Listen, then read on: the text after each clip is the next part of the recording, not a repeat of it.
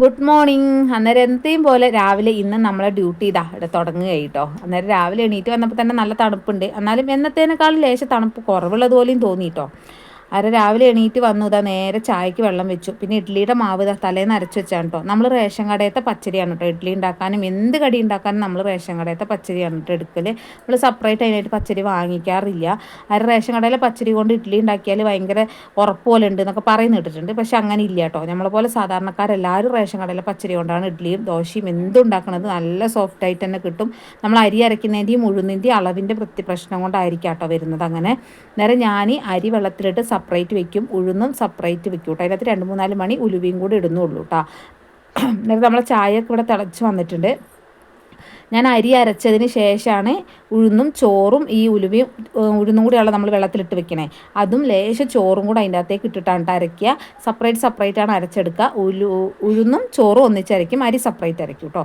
അന്നേരം ഇങ്ങനെയാണ് അരച്ചെടുക്കുക. മിക്സ് ചെയ്യുമ്പോൾ എന്നിട്ട് ലേശം ഉപ്പും കൂടി ഇട്ടിട്ടാണ് ഞാൻ മിക്സ് ചെയ്ത് വെക്കൽ. എനിക്ക് ഇതുവരെ അങ്ങനെ ഉറപ്പായിട്ട് വന്നിട്ടില്ല. എപ്പോഴും ഇഡ്ഡലി നല്ല സോഫ്റ്റ് ആയിട്ട് തന്നെ ഉണ്ടാവലുണ്ട്. ഇവിടെ എല്ലാവർക്കും ഇഷ്ടമുള്ളൊരു സംഭവമാണ് ഇഡ്ഡലി. അന്നേരം എപ്പോഴും നമ്മൾ മിക്കവാറൊക്കെ ഉണ്ടാക്കലുണ്ട്. ചില സമയം റേഷൻ കടയിൽ നിന്ന് പച്ചരി കിട്ടാത്ത സമയങ്ങളിലൊക്കെയാണ് നമ്മൾ അരി അരച്ച ദോശ ഇഡ്ഡലി അങ്ങനത്തെ സംഭവങ്ങൾ കുറച്ച് കുറഞ്ഞു വരുന്നത്. അല്ലാത്തപ്പോൾ നമ്മളെപ്പോഴും അരി അരച്ച ഫുഡ് തന്നെ ഉണ്ടാക്കലുണ്ട് കേട്ടോ. അധികം രാവിലെ ശ്യാമാട്ടന് 3 ഇഡ്ഡലി മതി എന്ന് പറഞ്ഞു. അങ്ങനെ 3 ഇഡ്ഡലിയെ മൂപ്പര് കഴിച്ചിട്ടുള്ളൂ. അങ്ങനെ മൂപ്പര് അതും കഴിച്ച് മൂപ്പര് 6:45 ആകുമ്പോഴത്തേക്കും പോയിട്ടാ. ചുവന്ന ചട്നി എന്ന് പറഞ്ഞാൽ ഞാൻ ലേശം മുളക് പൊടി ഇട്ടിട്ടാണ് അരച്ചത്. തേങ്ങയും ലേശം മുളക് പൊടിയും ഒരു ചെറിയ ഉള്ളി ഒരെണ്ണം ഇട്ടിട്ടുണ്ട്. ഉപ്പ് ഇട്ട് അരച്ചെടുക്കും കേട്ടോ. അത് നന്നായിട്ട് അരച്ചെടുക്കുവേ. എന്നിട്ട് അതിന് താളിക്കുകയാണ് കേട്ടോ ചെയ്യുക. പിന്നെ പൊന്നൂസ് രാവിലെ സ്കൂളിൽ പോകാനുള്ള പരിപാടിയാണ്. അന്നേരം അവളെ പേൻ്റ് ഉണങ്ങിയിട്ടില്ല എന്നുള്ള പരാതിയാണ് കേട്ടോ ഇങ്ങനെ പറയുന്നത്. അവിടെ ചക്കരേനെ കുറേ നേരമായി വിളിക്കണം. ഇപ്പോൾ സമയം ഏകദേശം 8:30 മണി ആകാനായിട്ടുണ്ട് കേട്ടോ. 8 മണി ആയിട്ടുണ്ട് എങ്ങനെയായാലും. അവൾ എണീക്കാണ്ട് ഇങ്ങനെ കിടക്കുകയാണ്. കുറേ തവണ വിളിച്ചു. പിന്നെ കുഞ്ഞാപ്പുക്കുട്ടി രാവിലെ എണീറ്റ് വന്ന് മേശേൻ്റെ മുകളിൽ അവിടെ കുറച്ച് നേരം ഇരിക്കും കേട്ടോ. അത് അങ്ങനെയാണ്, ഒരു ശീലമാണ് കുറച്ച് നേരം അവിടെ അങ്ങനെ ഇരിക്കൽ. പിന്നെ ചോറിന് അരിയൊക്കെ അടുപ്പത്തിട്ട് ചോറ് ഏകദേശം വേകാനായിട്ടുണ്ട് കേട്ടോ. രാവിലെ നമ്മൾ നേരത്തെ എണീറ്റ് നല്ല ഇതിൽ പണിയെടുക്കുകയാണ്. വേഗം നല്ല ഉഷാറിൽ പണി തീരും കേട്ടോ. ഒന്ന് ചടപ്പ് പിടിച്ച് കഴിഞ്ഞാൽ പിന്നെ തണുത്ത് ദിവസം പോക്കാണേ. പിന്നെ പൊന്നൂസിന് കൊണ്ടുപോകാൻ ഇതാ തക്കാളി ഉള്ളിയും വാട്ടണുണ്ട് കേട്ടോ. അന്നേരം ഉള്ളി ഒന്ന് വാട്ടി എടുത്തതിന് ശേഷം അതിൻ്റെ അകത്തേക്ക് ലേശം മുളക് പൊടി ഇട്ടൊന്ന് മൂപ്പിച്ചിട്ട് അതിലേക്ക് തക്കാളിയും കൂടി ഇട്ട് കൊടുക്കുക. അവൾക്ക് കൊണ്ടുപോകാൻ മാത്രം മതി കേട്ടോ. അന്നേരം ചട്നി ഉണ്ടാക്കിക്കൊണ്ട് പെട്ടെന്ന് കറി ഉണ്ടാക്കണ്ടല്ലോ വെച്ചിട്ടാണ്. പിന്നെ പരിപ്പാണെന്ന് കറിയും വെച്ചത്. അന്നേരം പിന്നെ ചോറിന് കൊണ്ടുപോകുമ്പോൾ അവൾക്ക് ഇത് വേണ്ട വെച്ചിട്ടാണ് തക്കാളി ഉള്ളി വാട്ടിക്കൊടുത്തത്. അതിനിടെ കുഞ്ഞാപ്പൂന് കഴിക്കാൻ കൊടുത്തതാണ് അവിടെ. അത് കഴിച്ചിട്ടില്ല കേട്ടോ. അവിടെ തന്നെ വെച്ചു. പിന്നെ ഞാൻ തന്നെ പോയിട്ട് അവളെ കഴിപ്പിക്കേണ്ട അവസ്ഥ വന്നു കേട്ടോ. അന്നേരം പരിപ്പ് ഞാൻ നേരത്തെ കുക്കറിലിട്ടിട്ട് വിസിലടുപ്പിച്ച് വെച്ചിട്ടുണ്ടായിരുന്നു. അന്നേരം പരിപ്പ് തേങ്ങയൊന്നും അരക്കില്ല. ഇവിടുത്തെ പരിപ്പിൻ്റെ കറി എന്ന് പറഞ്ഞാൽ താളിപ്പാണ്. എൻ്റെ വീഡിയോസ് കാണുന്നവർക്ക് എല്ലാവർക്കും അറിയാം. ഇവിടെ തേങ്ങ അരച്ച കറി വളരെ ചുരുക്കമായിരിക്കും. കുഞ്ഞാപ്പുക്കുട്ടി തന്നെ കഴിച്ചിട്ടില്ല കേട്ടോ. ഫോൺ കൊടുക്കാത്തതുകൊണ്ടാണ് തന്നെ കഴിക്കാണ്ടിരുന്നത്. ഇവിടെ ഇപ്പോൾ ചക്കര വീഡിയോ എടുക്കുന്നുണ്ട്. അന്നേരം ഫോണിന് വേണ്ടിയിട്ടാണ് കൈ നീട്ടിക്കൊണ്ടിരിക്കുന്നത് കേട്ടോ. ഫോൺ കൊടുക്കുകയാണെങ്കിൽ ചിലപ്പോൾ വേഗം കഴിക്കുക, ചിലപ്പോൾ ആ ഫോണിൽ നോക്കി ഒരു കാർട്ടൂൺ തീർന്നാലും ഒരു കഷ്ണം തീരുമില്ല. അങ്ങനത്തെ സാഹചര്യങ്ങളൊക്കെ ഉണ്ട് കേട്ടോ. നല്ലോണം എല്ലാം കഴിച്ചു. നല്ല കുട്ടിയാന്ന് പറഞ്ഞപ്പോൾ ഒരു ഉമ്മയൊക്കെ കൊടുക്കണം. അങ്ങനെയൊക്കെയായി ആൾ ഒക്കെ കഴിച്ചു. ഒരു ഇഡ്ഡലിയെ കഴിക്കുകയുള്ളൂ, കൂടുതലൊന്നും കഴിക്കില്ല കേട്ടോ. ദോശയാണെങ്കിൽ ചിലപ്പോൾ 1/2 കഷ്ണം 3/4 കഷ്ണം, ഇഡ്ഡലി ആണെങ്കിൽ ഒരെണ്ണം. രാവിലെ അത്രേ കഴിക്കുകയുള്ളൂ. പിന്നെ കുറേ കഴിയുമ്പോൾ ചിലപ്പോൾ ഒരെണ്ണമൊക്കെ വന്ന് കഴിക്കും കേട്ടോ. അവൾക്ക് തോന്നുന്ന പോലെയാണ് ആളുടെ ഫുഡടി. പിന്നെ ചക്കരേൻ്റെ മുടി എന്ന് പറഞ്ഞാൽ തലേദിവസം ചിലപ്പോൾ രാത്രി ചീകാണ്ട് അങ്ങോട്ട് കെട്ടിവെച്ച് കിടക്കൂട്ടാ. അന്ന് നല്ലോണം ചടയുണ്ടാവും രാവിലെ എണീക്കുമ്പം. പിന്നെ അതൊക്കെ ഒന്ന് ചീകി കെട്ടിക്കൊടുത്ത് അവളെ പറഞ്ഞു വിടണം. അന്നേരം പൊന്നൂസ് പോയിട്ടില്ല കേട്ടോ. പൊന്നൂസ് അവിടെ ഉണ്ട്. ഇപ്പോൾ പരീക്ഷ ആയതുകൊണ്ട് തന്നെ 9 മണിക്ക് പോയാൽ മതി, അല്ലെങ്കിൽ 8:30 ആകുമ്പോൾ പോകണം കേട്ടോ. പരീക്ഷ 10 മണിക്കല്ലേ തുടങ്ങുള്ളൂ. അന്നേരം 9 മണി കഴിയുമ്പോഴാണ് പോവുള്ളൂ കേട്ടോ. പിന്നെ ഇതിപ്പോൾ രാവിലത്തെ വിശേഷങ്ങളാണ് കേട്ടോ. കുഞ്ഞാപ്പ് ഇതാ കളിക്കാൻ വേണ്ടി ഇറങ്ങുന്നുണ്ട്. ഇതിപ്പോൾ രാവിലത്തെ വിശേഷങ്ങളാണ്. അതൊക്കെ കഴിഞ്ഞ് കഴിഞ്ഞപ്പോൾ ഉച്ചക്കത്തേക്കാണ് ഞാൻ കൂർപ്പ് ഉപ്പേരി വെക്കാൻ എടുത്തത് കേട്ടോ. ഇന്ന് ലൈവ് ഒന്നും ഇട്ടിട്ടുണ്ടായിരുന്നില്ല. എനിക്കൊന്ന് ബാങ്ക് പോകേണ്ട ആവശ്യമുണ്ടായിരുന്നു, അതുകൊണ്ടാണ് കേട്ടോ. കൂർക്ക വലുതായതുകൊണ്ട് തന്നെ ഞാൻ ചാക്കിലിട്ട് അടിക്കാനൊന്നും നിന്നില്ല. കൈ കൊണ്ട് തന്നെ വേഗം കത്തിയോണ്ട് ഉരുളക്കിഴങ്ങ് നന്നാക്കുമ്പോൾ വേഗം നന്നാക്കി എടുത്തു. പിന്നെ കൂർക്ക മെഴുക്കുവരട്ടിൻ്റെ വീഡിയോസൊക്കെ ഞാൻ ഇതിൽ മുന്നേ അപ്ലോഡ് ചെയ്തുകൊണ്ടാണ് കാര്യമായിട്ടൊന്നും പറയാത്തത്. ഇത് പച്ചമുളകും വെളുത്തുള്ളിയും ചെറിയ ഉള്ളിയും കൂടെ ചതച്ചെടുത്താണ് കേട്ടോ. അത് വെളിച്ചെണ്ണ ഒഴിച്ച് കടുക് പൊട്ടിച്ച് അത് നന്നായിട്ടൊന്ന് മൂപ്പിച്ചെടുക്കണം. അന്നേരം കൂർക്ക വൃത്തിയാക്കണതൊക്കെ എളുപ്പ വഴികളൊക്കെ ഞാൻ വീഡിയോസ് ചെയ്തിട്ടുണ്ട്. അതുകൊണ്ടാണ് പിന്നെ ക്ലിയർ ആയിട്ടൊന്നും പറയാത്തത്. ആ വീഡിയോസ് കണ്ടു കഴിഞ്ഞാൽ മനസ്സിലാവും കേട്ടോ.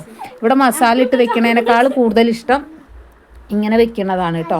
അന്നേരം ഇങ്ങനെയാകുമ്പോൾ പ്രത്യേക ഒരു സ്വാദ് കൂടുതലായിട്ട് ഞങ്ങൾക്ക് തോന്നും. മസാല ഇട്ട് വയ്ക്കുന്നത് ടേസ്റ്റൊക്കെ തന്നെയാണ് കേട്ടോ. ഓരോരുത്തർക്കും ഓരോ ഇഷ്ടങ്ങളുണ്ടാവില്ല, അതുപോലെ കേട്ടോ.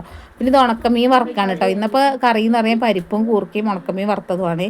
ഉണക്കമീനും കൂടെ വറുത്ത് വെച്ച് കഴിഞ്ഞാൽ ശ്യാമേട്ടൻ എത്തിയിട്ടില്ല. ശ്യാമേട്ടൻ വന്നിട്ട് വേണം എനിക്ക് ടൗണിലേക്ക് പോകാൻ. കാരണം എന്നാൽ അങ്ങോട്ടേക്ക് പോകുമ്പോൾ നടക്കണ്ടല്ലോ. ശ്യാമേട്ടൻ എന്തായാലും പണിക്ക് പോകുമ്പോൾ ബൈക്കിൽ അങ്ങോട്ട് പോകാമല്ലോ എന്നുള്ള കണ്ടീഷനിലാണ് നിൽക്കണത്.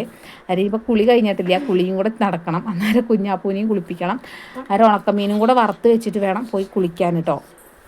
അന്നേരം കുളിയൊക്കെ കഴിയുമ്പോഴത്തേക്കും ഞാൻ മീനൊക്കെ വറുത്ത് കഴിയുമ്പോഴത്തേക്ക് ശ്യാമാട്ടൻ എത്തി. ശ്യാമാട്ടൻ അത് നേരത്തെ വന്നിരുന്നു. ചില ദിവസങ്ങളിൽ 12 മണിക്ക് മുന്നേ വരും കേട്ടോ. ചില ദിവസങ്ങളിൽ 12 മണി കഴിയും. അന്നേരം വിറകിൻ്റെ ഇതനുസരിച്ചായിരിക്കും കേട്ടോ ആൾ വീട്ടിൽ വരുന്ന സമയം. ആരുടെ നമ്മളെ പണിയൊക്കെ കഴിഞ്ഞു, കുളിയും കഴിഞ്ഞു, ഞങ്ങൾ ബാങ്കിൽ പോയി തിരിച്ചു വരികയാണ് കേട്ടോ. വേഗം തന്നെ വന്നു കേട്ടോ. സ്വിഫ്റ്റ് കോഡിൻ്റെ ഇത് മേടിക്കാൻ വേണ്ടി പോയതായിരുന്നു. അങ്ങോട്ടേക്ക് ഞങ്ങൾ ബൈക്കിൽ പോയി, ഇങ്ങോട്ടേക്ക് ഞങ്ങൾ ഓട്ടോ പിടിച്ച് വന്നു കേട്ടോ. അന്നേരം അത് പാസ്ബുക്ക് തന്നെ ഉണ്ടായിരുന്നു, നമ്മൾ ബാങ്കിൽ പോകേണ്ട ആവശ്യമില്ലായിരുന്നു.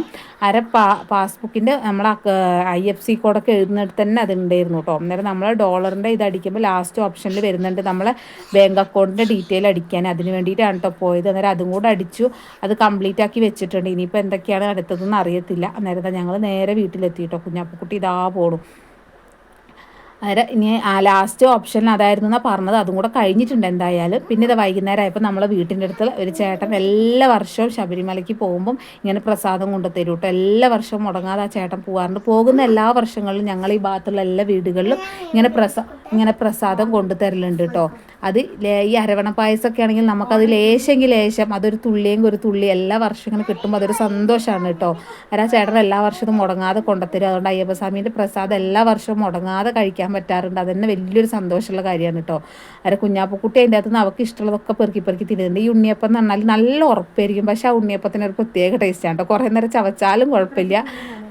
അന്നേരം ഇപ്രാവശ്യത്തെ മുഴുവൻ പൊന്നൂസ തിന്നുന്നതാണ്. ഇവർ എല്ലാവരും കൂടെ കവറുമായിട്ട് അങ്ങനെ പോകുന്നുണ്ട്. പിന്നെ ഒന്നും കണ്ടിട്ടില്ല കേട്ടോ. ഞാൻ ആദ്യമേ ഒരു പിടി എടുത്ത് തിന്നുകൊണ്ട് എനിക്ക് കിട്ടി. ശ്യാമാടനെ ആ ലേശം എടുത്ത് മാറ്റി വെച്ചിട്ടുണ്ടായിരുന്നു കേട്ടോ. അവിടെ ഓറഞ്ച് നേരെ തോലക്കിടന്ന് കൊണ്ട് കളഞ്ഞിട്ടില്ല എന്ന് കണ്ടിട്ടൊന്നും വിചാരിക്കല്ലേ. പിന്നെ ഞങ്ങളിതാ വൈകുന്നേരം തുണിയൊക്കെ ആറിയിട്ട് ഉച്ചക്ക് അലക്കിയിട്ടാണ് കേട്ടോ. രാവിലത്തേക്ക് എടുത്ത് മടക്കി വെച്ചിട്ടുണ്ടായിരുന്നു. ഉച്ചക്കലത്തെയാണ് കേട്ടോ അത്. ഇതിപ്പോൾ ഒരു ഏകദേശം ഒരു 5 മണിയാകാനായിട്ടുണ്ട് കേട്ടോ. അന്നേരത്തേക്ക് ഇവിടെ ഏകദേശം മഞ്ഞ് വന്ന് മൂടി തുടങ്ങി. ഇത് ഉച്ചക്ക് അലക്കിയിട്ട തുണിയാണ് കേട്ടോ. കുളിയൊക്കെ കഴിഞ്ഞപ്പോൾ അലക്കിയിട്ടിട്ട് പോയതാണ്. അന്നേരം അതൊക്കെ ഏകദേശം തണുപ്പ് വീണ് തുടങ്ങി. അന്നേരം പിന്നെ തുണികളൊക്കെ പെറുക്കിക്കൊണ്ട് വെക്കുകയാണ് കേട്ടോ. ഇവിടെ ഒരു ഏകദേശം 4:30-5 മണിക്കുള്ളിൽ തന്നെ നമുക്കിവിടെ മഞ്ഞ് വന്ന് മൂടി തുടങ്ങും കേട്ടോ. വൈകുന്നേരം ആയിക്കഴിഞ്ഞാൽ പിന്നെ പുറത്തിറങ്ങുമ്പോൾ മഞ്ഞ് നന്നായിട്ടുണ്ടാവും. അന്നേരം പുറത്തങ്ങനെ ഇറങ്ങലില്ല നമ്മളാരും. അങ്ങനെ പുറത്ത് പോകുമ്പോൾ തന്നെ നല്ല മഞ്ഞായിരിക്കും കേട്ടോ. അന്നേരം രാവിലെ ആകുമ്പോഴത്തേക്ക് നിങ്ങൾ കാണുന്ന വ്യൂ ആണ് ഇത് ഇങ്ങനെ കാണുന്നത്. രാവിലെ നല്ല മഞ്ഞ് മൂടിയ വ്യൂ ആയിരിക്കും കാണുക. ഇപ്പോൾ മഞ്ഞ് വന്ന് തുടങ്ങിയിട്ടുണ്ട് വൈകുന്നേരം. ആരും നിങ്ങൾക്കൊന്ന് കാണിച്ചു തരാമെന്ന് വെച്ചാൽ ചക്കരേനോടൊന്ന് വീഡിയോ എടുക്കാൻ പറഞ്ഞിട്ടാണ്. അന്നേരം ഇന്നത്തെ വിശേഷങ്ങൾ ഇത്രയൊക്കെ തന്നെയല്ല. എല്ലാവർക്കും ഇഷ്ടപ്പെട്ട ലൈക്ക് ചെയ്യുക, ഷെയർ ചെയ്യുക, സബ് ചെയ്യുക.